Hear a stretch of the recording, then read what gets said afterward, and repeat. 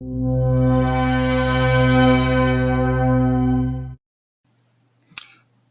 everyone, and welcome to this webinar. I'm Nick, Product Manager here at Allen & Heath, and I'm joined today by our Sector Specialist live in studio, Harry Garcia. Morning all. Today we'll be focusing on Q mixers and why they offer such a great value to your studio. But before we start, a bit of housekeeping. There is a questions panel in your webinar interface, so please use it to send in any question you might have to us, and we'll pick up some of these questions at the end of the webinar. Don't wait until the end because it will get quite frantic, so send them in throughout the webinar and we'll do our best to answer them today. If we can't address them today, rest assured that we will get back to each and every of you individually via email. Since the launch of Q16, we've seen these mixers used in a variety of applications, from corporate rooms and boardrooms to live venues, churches, broadcast, and even as shout systems on festival stages.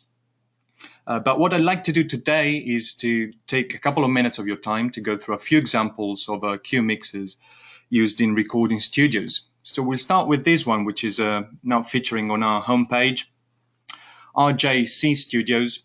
It's a commercial recording studio in New Jersey. And this is owner and producer Robert Klein.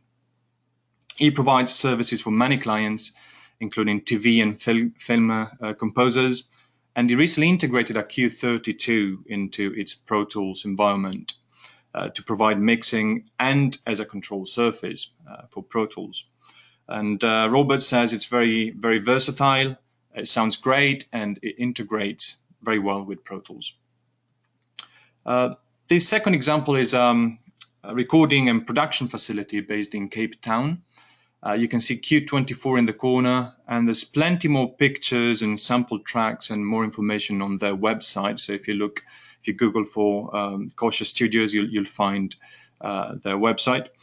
And this next one is a small recording studio in Phoenix, where they do multi-track recording, mix-down, commercial voiceovers. The Q32 in this case replaced a 4-foot rack of analog signal processing. So Helton, the owner, says, I really cleaned up my studio.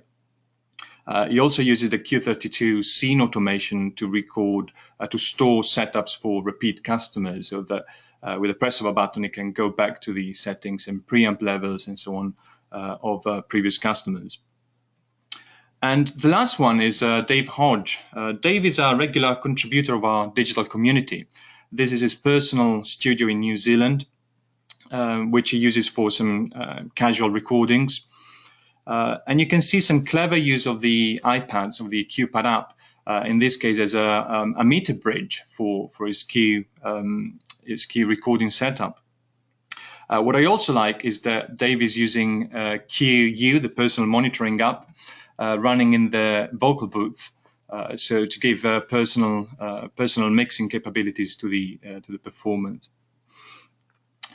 So why do people choose Q as opposed to, say, an audio interface and a separate DAW controller for their studios? Well, part of it is to do with the sound quality and the linearity of the preamps.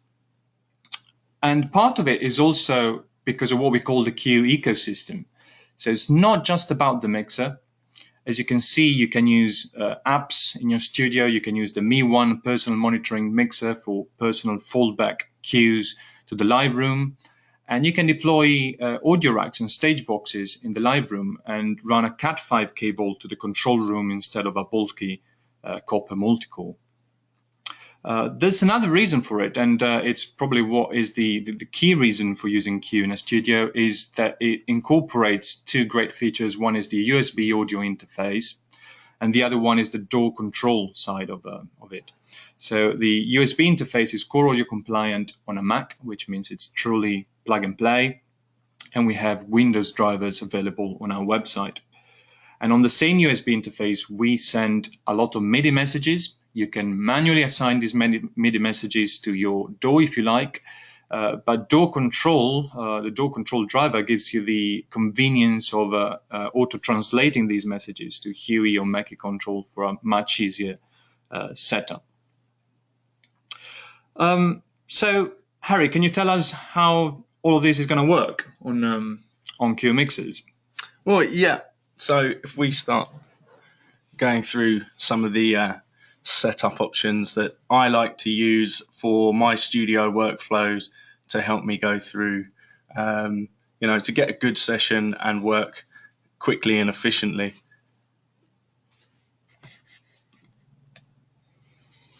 So setting up for studio workflows and door control, first thing is plugging everything in. So here I have a basic sort of system diagram, and as you can see, I have mics plugged into, some mic inputs there. That can be through straight mic cables, XLR to XLR, or it can be through a stage box into all of the inputs of Q. Doesn't matter whether it's Q16 or all the way up to Q32. And then we have PC Mac connected to USB. I have two sets of monitors shown in this example because there is a way to use the alt out and the main LR out to have two sets of monitor sends, and you can blend between them or turn one down, turn one up. And then you can see on the mix outputs there, I have linked to a headphone distribution system. Now with Q16, I can have up to 7 monitor mixes coming from that. With Q24 and Q32, I can have more still using the mix mode groups. As you can see, I have next to the headphone distribution system, I have QU and Q control apps, which can be used for personal monitor mixes and controlling the mixer in certain ways, and I'll explain more about that later. And on the left-hand side there, you can see I have QPad. So that could be for my main engineer setup. I could be in the live room with the musicians, moving the mics and changing the preamp gain as I go whilst my mixer is still in the control room. And that's all connected to the Q via a Wi-Fi router on an Ethernet cable. So moving on to the setup options within the mixer, going to the setup menu, the first thing I like to do is to assign my monitoring path. And I like to use the alt out on the back of the mixer as a control room out for my near field reference monitors. These are the ones I do most of the checking on, check my signals sound okay, and refine the sound, make sure everything's right. So in the IO patch surface menu, I assign PAFL or PAFL, pre after fade listen, to the alt out in the drop down menu there. As you'll see in the next menu, in the audio PAFL menu, I have some options that aren't the default here. So the first thing I normally do is I check that my LR to PAFL is switched on. This means that I can send the left-right mix to my PAFL send and monitor my left-right in my alt-out, essentially.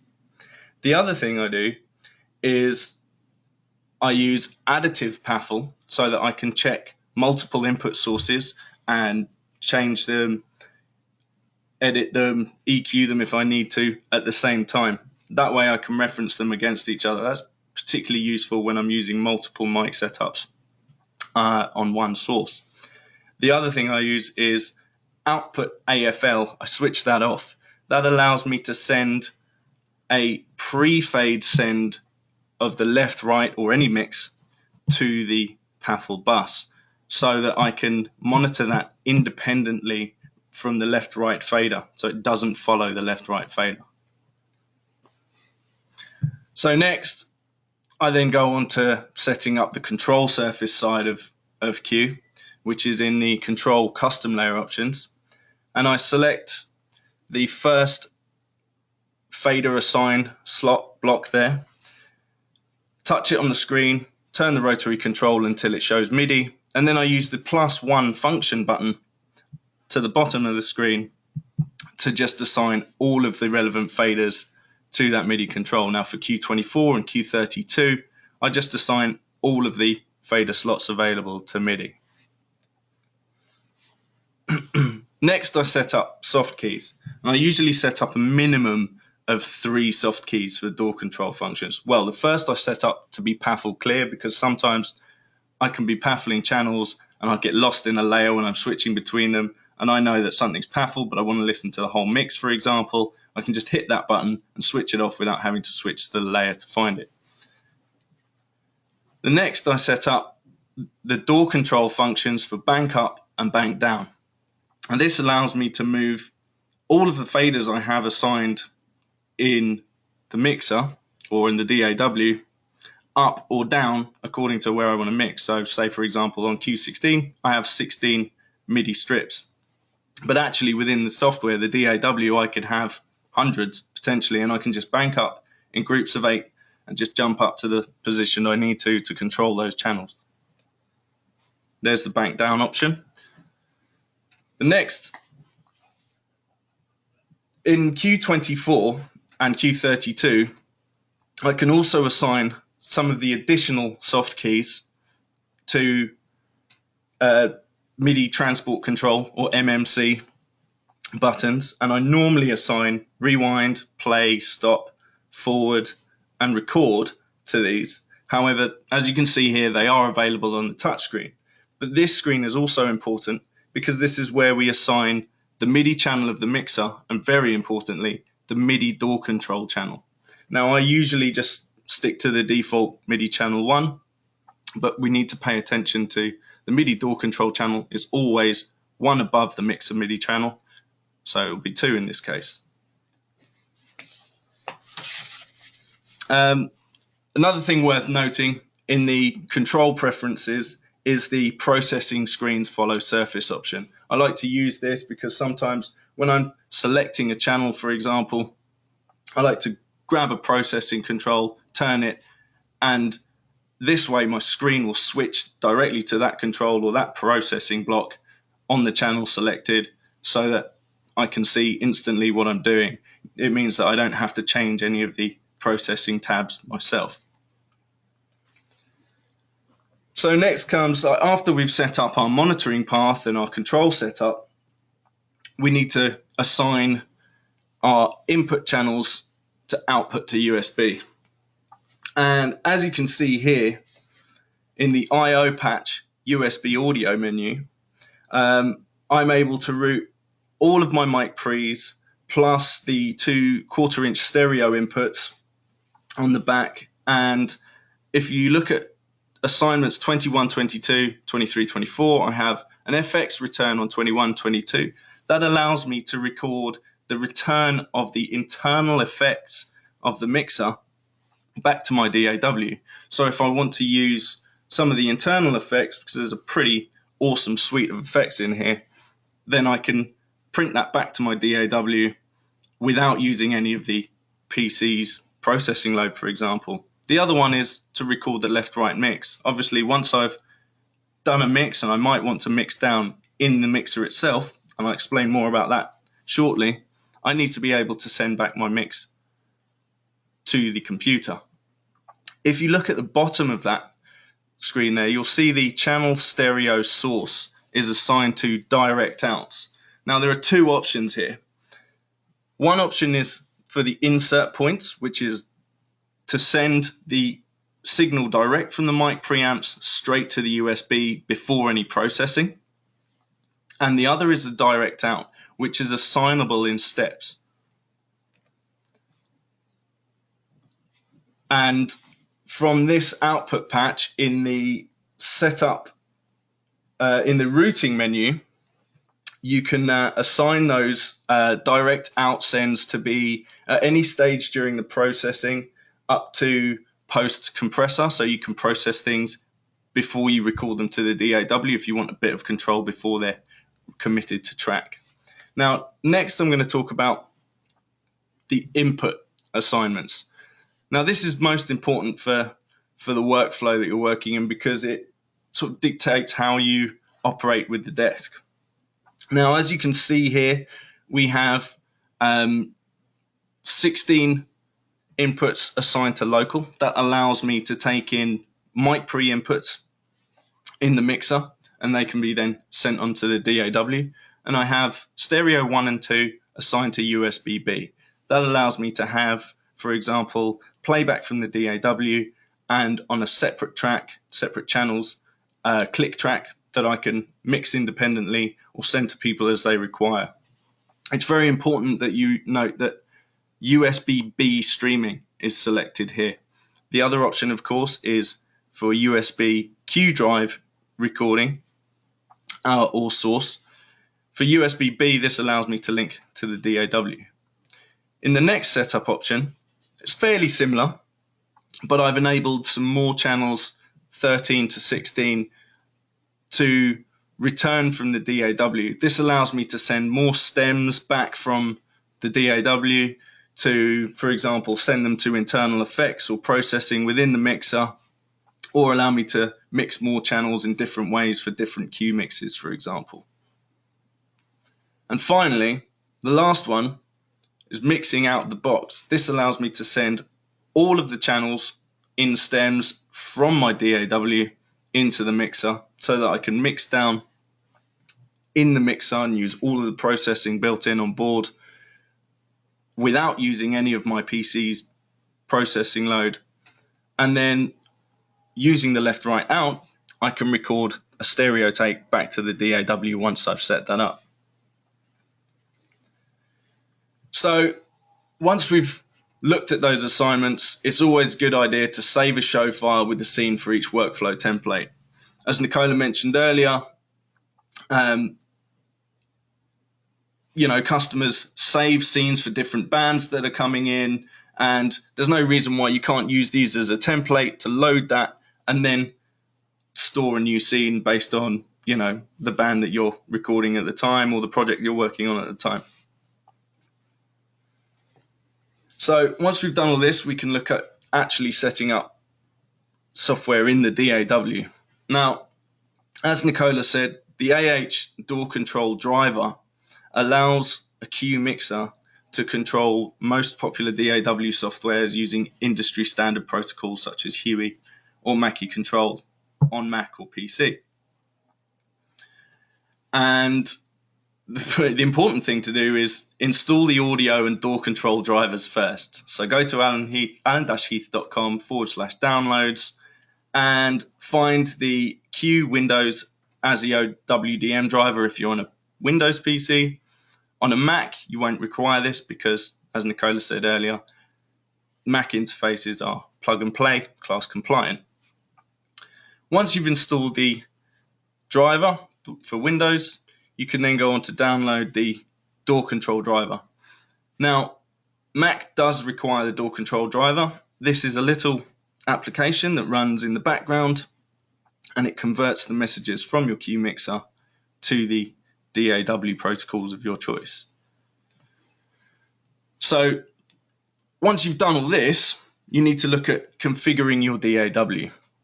And we're going to look at Cubase, Logic, and Pro Tools in specific today, but there will be instructions for other popular DAW packages. Later on, we'll make these available on the web on our website. So I'm just going to switch over to our PC here so I can show you the Cubase and Pro Tools setup.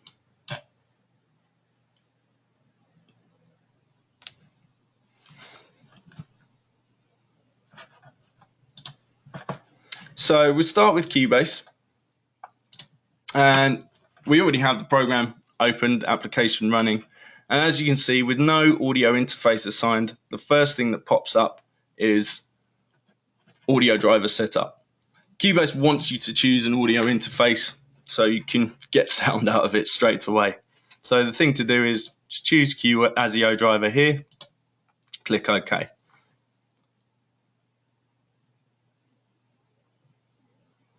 So once Pro Tools loads up, I'm just going to open an empty project here and start from scratch. So here in the project window, you see the menu at the top. We have the devices menu. So we open this, and the first thing I do is go to device setup. Now this opens a whole list of different devices that connect to the Cubase system. As you can see here, we've got the VST audio system highlighted, and here connected is the Q ASIO driver. Now, there are certain options that you can choose. You can release the driver when the application is in the background. That's important if you want to use the mixer for other processes or other programs in the background. And then you have some other settings to do with disk and ASIO latency. If you click on the Q ASIO driver information here, you'll see you get a control panel option. You can click this and it opens the Q USB control panel. You can see here you've got streaming mode. So it's important to set to your computer's performance. This will affect the CPU load in your machine. However, it's good to record with a low latency, and then when mixing down with more channels, you can sort of relax that streaming mode off a bit and bring it back to safe or reliable, for example. I normally leave the ASIO buffer size as auto, but you can get as low as 64 samples, which is pretty snappy. I'm just going to close that. As you'll see here, we have all of the input and output channels available. Now, you'll see that the status says inactive. You don't actually make them active here. The important window to look at is the devices VST connections window, where you'll add your input and output buses. Now, for Q16, I would, for example, add all of the inputs that I've assigned, or the inputs to the DAW are the outputs to USB that I've assigned in the mixer. So here, for example, I'd start from scratch and remove this bus, and then you can add bus, and I will add 16 mono tracks, for example. So there's my 16 mono buses, and then I can add another 4 stereo buses, for example. That will give me my stereo inputs, my effects return, and my left-right. So I choose stereo, add the bus, and then we can see all of them assigned there. Now for my output buses, this really depends on the way I've got my input source assigned in the input source select in the mixer. So one key thing to look out for here is what workflow I'm using. Am I mixing in the box? Am I tracking, or am I mixing out the box? Normally I just go for the maximum amount of channels. So again, I'll remove this. I'll add 16 mono channels and 4 stereo. So then we have basically all of the input output options for the mixer available to us. Now, heading back to the devices menu, we can now set up the control surface side. So if we look at remote devices, we have this plus minus button here, and I can add a device. First, I need to check whether I have my door control application running in the background. And the important thing to do is choose that I have the Q series selected. I've selected MIDI channel 2 for the door control channel. As I mentioned earlier in the on-screen transport display, that MIDI channel 2 is very important. If I don't have that assigned, the mixer won't communicate with the DAW, and we might get some random MIDI messages being sent to the DAW when I assign that. Now, as we see here, the protocol is Huey. I need to change this to Mackie control for Cubase. and then we choose the MIDI ports.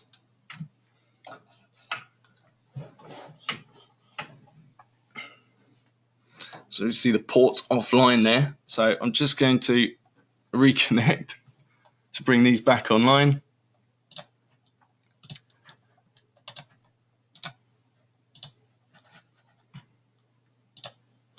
Go back and find the store control setup.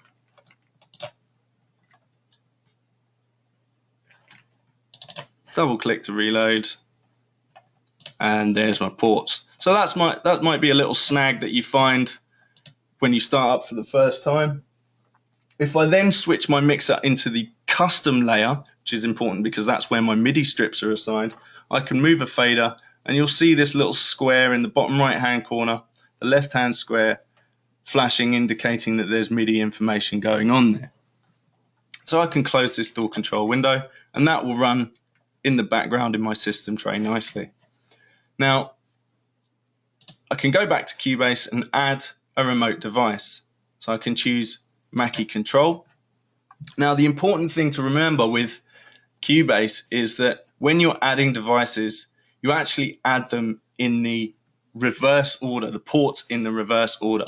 So you'll see here, I've got in my MIDI input a list of door control MIDI devices. Now, the first device in this remote devices list is actually the rightmost set of MIDI strips. So for 16 strips, the first input I choose is door control MIDI 2. I click apply, and then I can go back to add another device, choose Mackie Control, and you'll see it automatically assigns MIDI 1. Once I've done this, I can close this window and we can look at creating tracks in Pro Tools. Now, this is really dependent on how you want to work and how many tracks you need. But if we start with a default 16 audio tracks, I'll start with mono, and then we can look at the output routing, for example. So I can choose a stereo out bus here, for example. Just add these tracks, and you'll see that you have the 16 tracks appear in Cubase. And as you can't see, my Q16 next to me, the MIDI faders jumped up to the 0 position, which means that I have a link and that my MIDI faders are now active. So if I open the mixer view, you can see in Cubase, now the red faders are actually for your input-output bus sends. The white or silver faders are actually the control faders. So if I start moving faders on the mixer, we'll see we have faders moving in the DAW. And we can add any number of stereo or mono tracks and assign them either using sends or the routing menu here. I can change the input patch or where they send to. If I click back on here, so I can change the outputs, for example. And I also have in my stereo buses here routing options as well. Okay, so that's pretty much it for the setup in Cubase. Let's have a look at Pro Tools. Now I'm just going to unassign the Q driver so I can run this in the background. Excuse me, I've just got to move some windows here.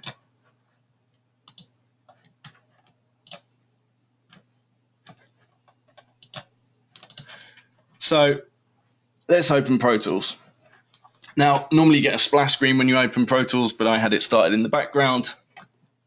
And we have this blank session window. Now, the important thing to do, Pro Tools wants you to create a session before you assign any audio interface or MIDI settings. So just create a new session. I'll leave it untitled for now. And we build the session window here. Now in the setup menu, if I go to playback engine, this gives me my options to select the audio interface. As normal, I'd select the Cubase driver here. This closes the session.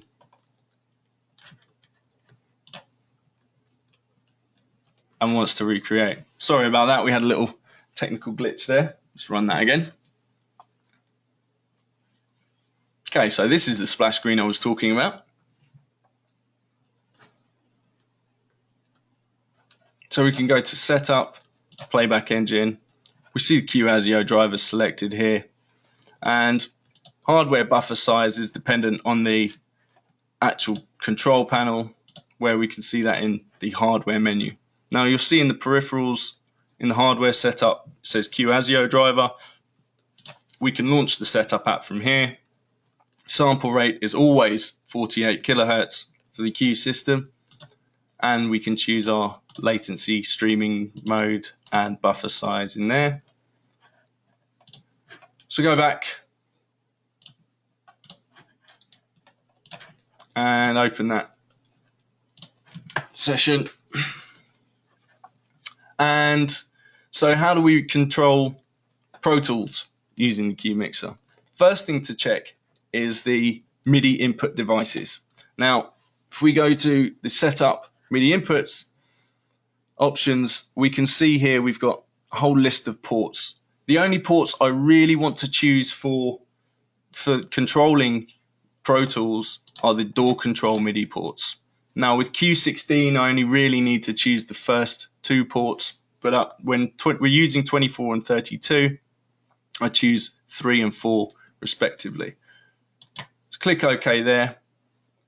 Then I can go back to the setup menu, and now I go to peripherals. Now peripherals, MIDI controllers, allows me to assign the type of controller to here. Pro Tools runs on the Huey protocol, so it's important that I go to my DAW control app and I choose Huey under the DAW control options. Otherwise, the mixer won't communicate with Pro Tools properly. Okay, so we still have the MIDI ports assigned here, MIDI channel 2, everything's okay. If I move a fader, we can see it flashing up in the MIDI response there. Okay, so next we choose the type of controller and we choose Huey. Then you see these receive from and send to ports appear and the number of channels. In the receive from, choose MIDI DAW control 1, and in the send to, I choose the same port. So that sets up my first bank of 8 faders. Then in the second slot, I can choose Huey again, predefined MIDI port 2, and the same again. So for Q24, I could add a third set of ports, and Q32, I add the fourth set of ports. It's actually possible to add all the ports for all the mixers, but the individual mixers will only rely on the number of faders they have, essentially. So I can click OK here, and you might notice when you do that, you get a little jitter on the MIDI faders. That's kind of a little sneak indicator that you've got something right and there's MIDI being sent to the faders from the DAW. So next we can look at adding channel. And again, as with Cubase, it really depends on the workflow you're using in the mixer, your input-outputs assignments. One important thing to look at is the I/O menu. Now you'll see here there are some default assignments based on what Pro Tools thinks might be available. The ones in normal text are assigned, and the ones in italics might not actually be present. So you just click default for input and output, and then we have the basic amount of channels that we need that are detected in the audio interface hardware. So make sure that our default path and path order is in stereo. And you'll see here that you actually have your monitor path assigned to outputs 1 and 2. Now, you don't always want that. For example, I would like my monitor path to be outputs 17 and 18 in Q16 because that applies to the stereo 1 channels. So I'll go to this menu, drop down list here, monitor path, and I'll choose 17 and 18 out. And you can click OK there. And we've now assigned all of the I/O for the session. We can now start adding tracks. And you can either use the track menu or you can use Control-Shift-N to add 16 mono audio tracks. And when I create them, the faders on my Q16 have just popped up to tell me that they're now assigned to MIDI door control faders. So I can also look at the mix window or use Control+. And we can see here we have our mixer. We also have channel assignments here, and you're able to reassign the channels from the interface list as you require, so you can patch things here. And you can choose your output bus as required from the lists here. So if I move a fader on the mixer, we can now see that we've got door control enabled and all my faders are moving happily. And I can just keep adding banks of faders if I require. So I can go and add, for example, another 8 mono audio tracks. Now I have 17 and 18 highlighted here. If I use my assigned soft key buttons, I can actually bank up and down the fader control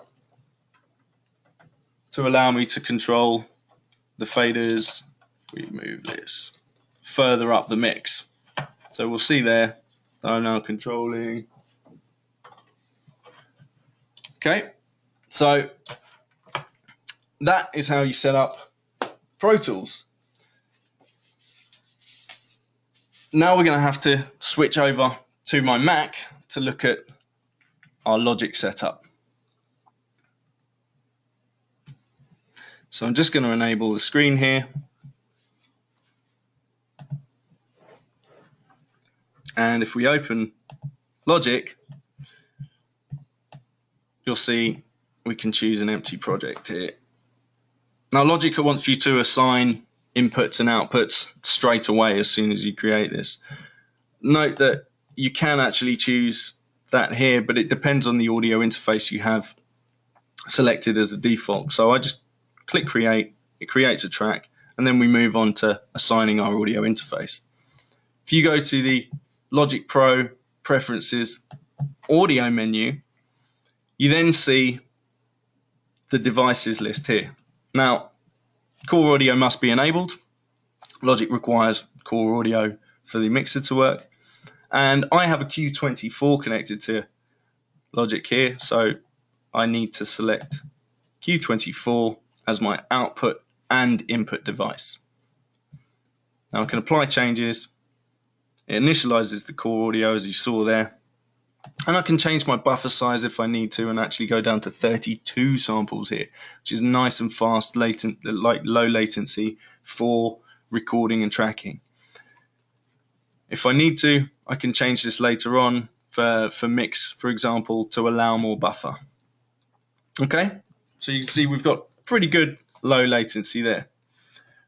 The next important thing to do is to assign the I/O assignments. Now, Logic wants to know what I want to use as my main stereo output. And as I did in Pro Tools, I want this to be stereo 1 of the mixer. So with Q16, it was channels 17 and 18 to stereo 1. And with Q24, logically, it would be 25 and 26. So I choose outputs 25 and 26 there. And then I can close this window. So I now have my audio interface set up. Let's look at MIDI assignments. So it's important to remember that I need the door control driver running in the background. Now I've got it in my dock down here, and you'll notice that it doesn't pop up, it doesn't bounce like other applications do. This is because it's a background process. So the thing to look out for is at the top of your screen on the right hand side of the menu bar, you get the tiny little A&H logo. It gives you an indicator that that's now running. You'll also see in Logic that 4 MIDI ports will appear, and it will give you a little notification. So if we click on the door control app and show preferences, we can then see a very similar menu to what we had in the Windows setup, but for Mac. So here I'm choosing Q series. Again, my MIDI channel is selected to 2 because I have the mixer MIDI assigned to 1. Now for Logic, I'm going to use the Mackie control protocol, and I'm selecting MIDI ports for Q24.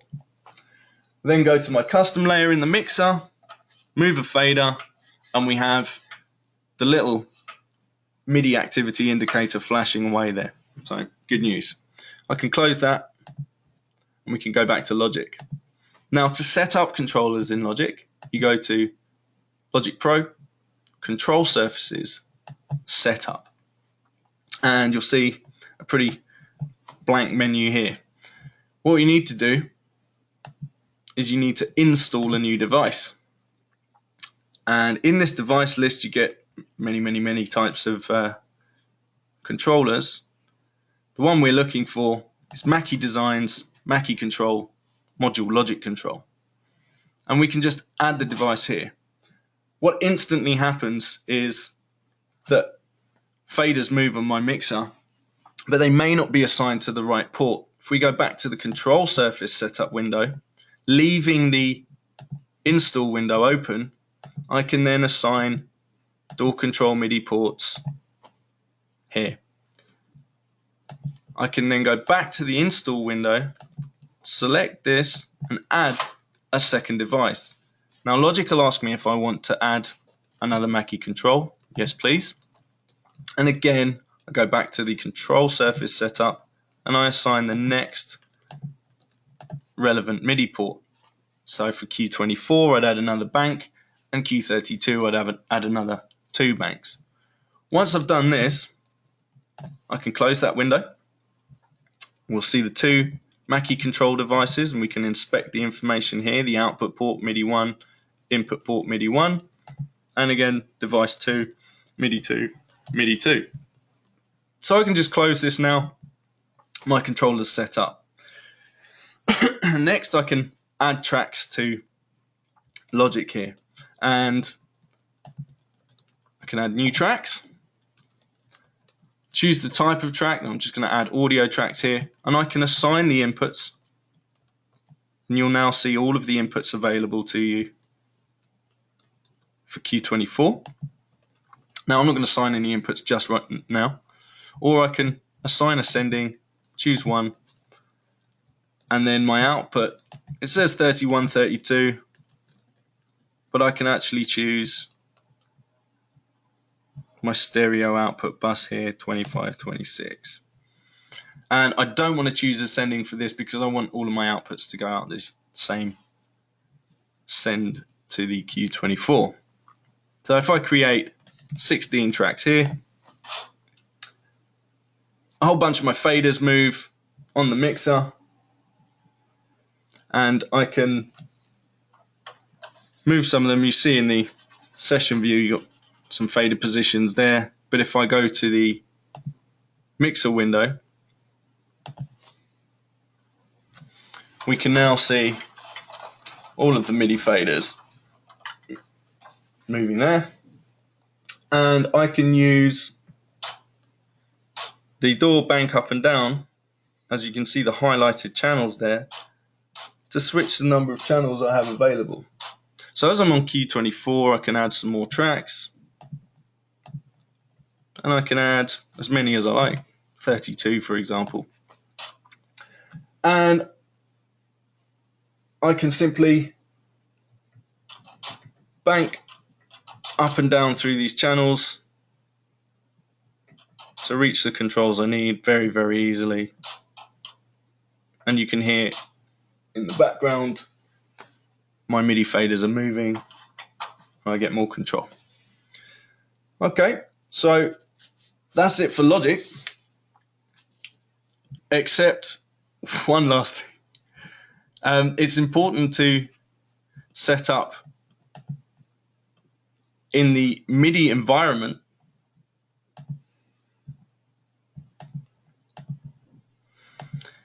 this is important to make sure that Logic is receiving the correct MIDI information from the mixer. So it's important to, open the MIDI environment, and in this layer option, this sneaky hidden drop-down menu, if you hover above it, you'll see this opens. Go to clicks and ports. Now you'll see here I've got a list of my ports available. What I need to do is I actually need to create a monitor object. So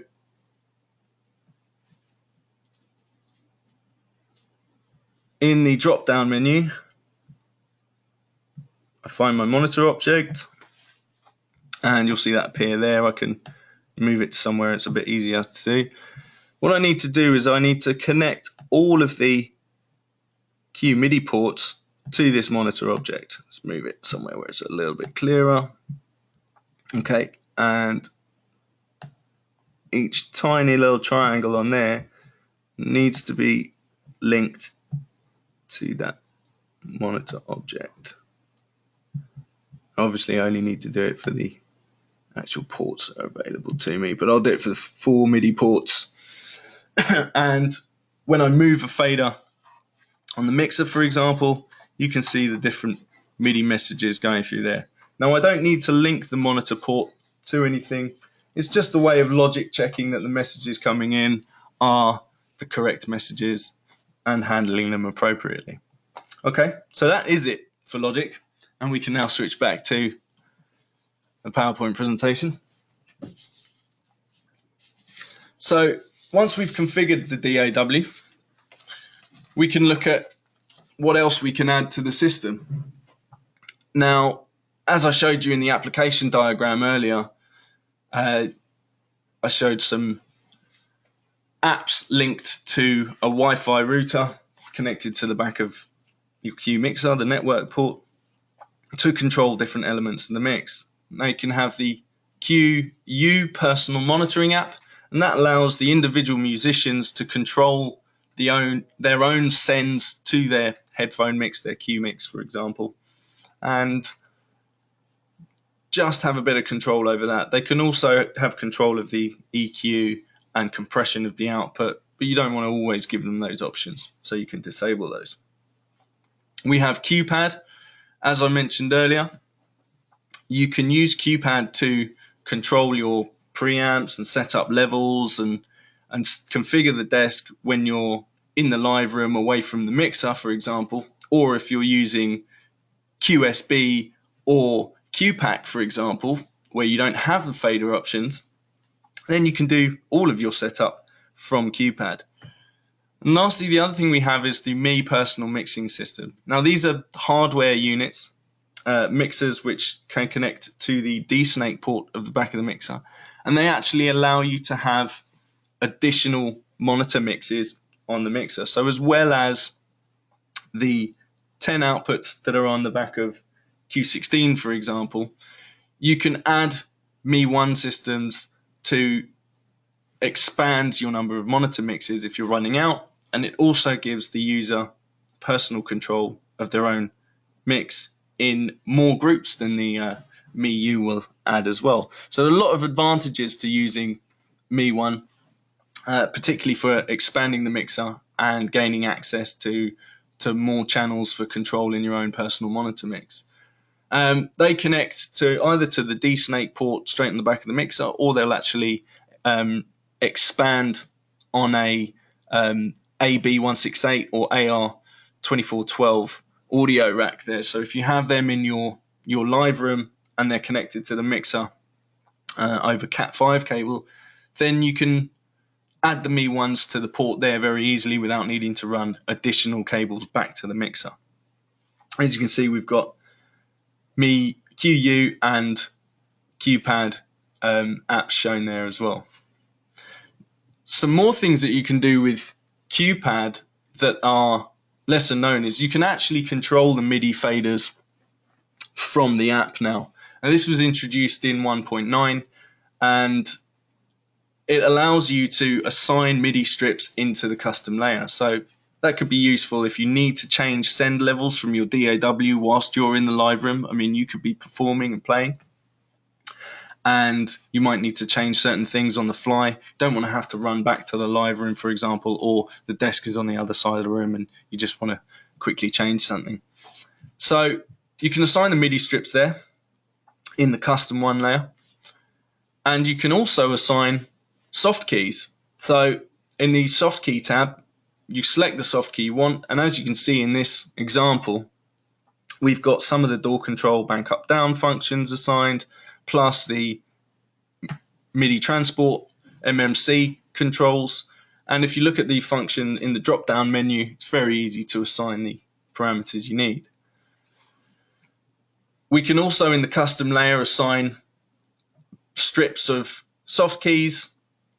So we've got 5 strips on each, actually accessing up to 15 soft keys. Now, Q24 and 32 only have a maximum of 10, but using the apps, you can actually add another 5 soft keys if you require it. As you can see on the right-hand side there, we also have Q Drive stereo, record and play options for just, if I want to bang my rehearsal into record and capture what we're doing on the fly. It's also good for, that backup between takes and stuff. If someone's noodling around and they grab an idea, you can just capture that and go back to it if you really need to. Next, I'm going to show you our Q Control app. Now, there seems to be a bit of misunderstanding about what this app is for, and it's actually a universal iOS app for Q mixers, and it's fully customizable. It allows you to have 15 widget slots, which you can assign to either soft keys, as you see here, or you can do it as faders, sends, mutes, and input source switching as well. So it's very versatile. It gives you 15 slots across 5 different tabs. Now, here I've used it as a big soft key interface, and on a sort of, a full-size iPad, it makes the soft buttons sort of nice and big so that, for example, even a drummer can hit them on the fly, and not with the sticks, obviously, but they can grab those buttons to start and stop recording when they need to very quickly. Next, I'm going to show you a basic application. Again, this is Q Control, and I have send faders setting up a very simple vocal mix to my booth. As you see here, I've got a vocal send to the vocal booth output.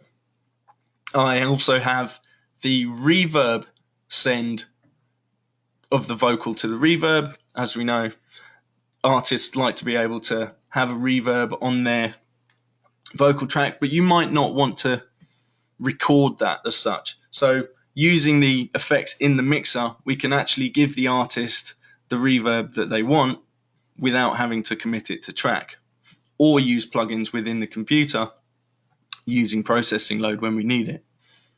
Then we have playback and click tracks coming back to the booth as well, and they have independent controls of that, and a master fader for the booth control. So something as simple as that, they can control their own headphone sends, and you don't have to constantly be doing that while you're, making edits on the fly, or, watching something else, setting something else up. So there you have it. Those are all of the applications that we can provide for now. But if you after any more examples or have any questions, then now's the time to ask them. Yeah, thank you, Harry. That was very comprehensive, and I'm sure that everyone found it as useful as I did. So I can start by start reading some of the questions that came through during the webinar. Eugene, for example, was asking, he's got a QPack and is asking, can he use multiple iPads to control QPack at the same time? Yes, you can. You can use up to 2 iPads running QPad to control any Q mixer, and you can assign those faders as you want. They can be independent of each other, and you could even have one as a kind of meter bridge showing your metering section whilst one is doing the control.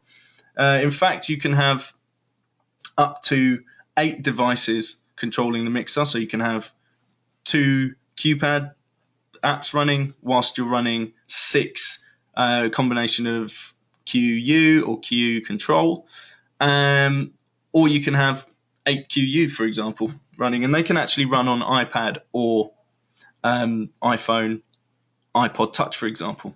And QU also runs on Android devices.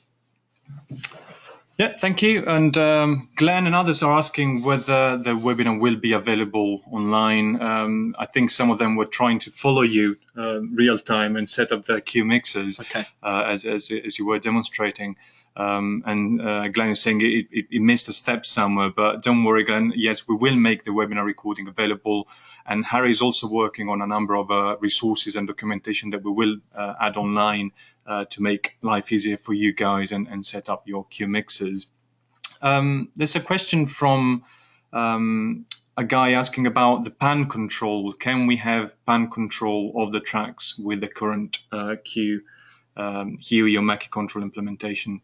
Due to the way that Q sends NRPM messages, it's difficult for us to assign the pan control to tracks at the moment.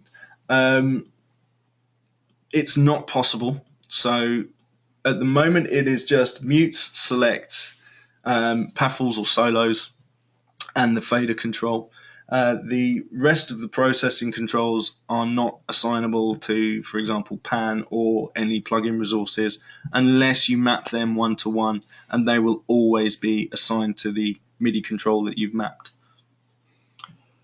Another question that came through, actually a couple of questions about other DAWs. So is it compatible? Is Q compatible with Adobe Audition? Is it compatible with Sonar? Will there be instructions for all of these DAWs? Not for all of them, presumably, but what can we tell? I'm working on going through the setup instructions for most of the major DAWs available on the market, including Ableton Live, as Nicola said, Cakewalk Sonar, and a fair few of the others. I can't be 100% that it will work with Adobe Audition at the moment. It's not something I've tested, but I'm sure there are users out there that have got it working. So I'll look into the options for that, and I'll put them online and make them the resources available. There are some feature requests coming through as well, so we'll answer them separately. Obviously, you're always welcome to suggest any idea you have and any feature request you might have. We've got our community site, the digital community, where you can log into our forums and suggest any feature there and get support from other users as well.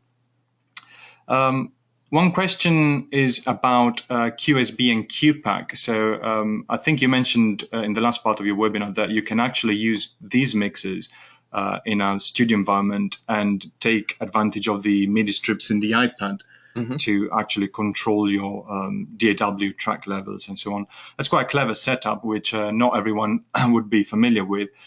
So can you reinforce that message? So you can basically have a QSB as a multi-channel audio interface, essentially. Yep. And then use the iPad for controlling. So again, as QPack and QSB don't have faders, physical faders we can use the iPad app QPad to control those DAW packages. Now, some DAW packages do come with their own remote control apps, and some of them are pretty good, pretty comprehensive. So if you just want to use QPAC and QSB as your audio interface side, then fine. But you'll still need to set up your preamp gains, for example, your send levels, monitor mixing, and everything like that. So you will need QPad on that iPad that you're controlling, and you might need to switch between that and your remote control app for the DAW in specific. But there are plenty of ways that you can use both of those compact mixers to do the job in the studio. Right, I think that's it. There are still a few questions coming through, but as I said at the beginning, we will try and answer them after the webinar via email. We will leave the webinar interface running for a few minutes, so if there's anything that you want to ask us, feel free to type in a question, and we will get back to you as soon as possible. So thank you very much for joining us today, and we'll see you at the next webinar. Thanks very much, everybody.